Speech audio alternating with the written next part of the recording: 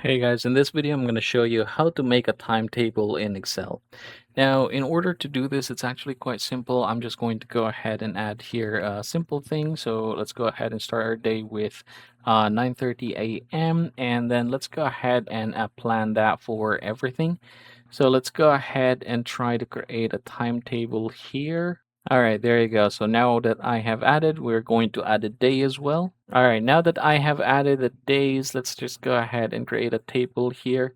And then we are going to go ahead and make some adjustment here. So this time, the next thing we are going to do is basically to add a outline here, right? Oops, let's just go ahead and include this one. And then we can go ahead and proceed. So let's go ahead and add our lunch. So I'm just going to go ahead and merge this one and then consider this lunch. There you go.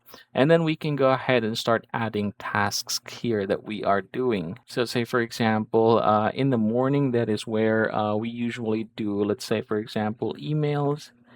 There you go. And then I can go ahead and just highlight that one. Let's go ahead and make this a bit bigger. All right, highlight that. Let's say emails is yellow. I can copy the same thing here. There you go.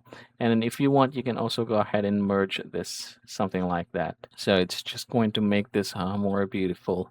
And then let's say, for example, you have a recurring client meetings. You can definitely put that here.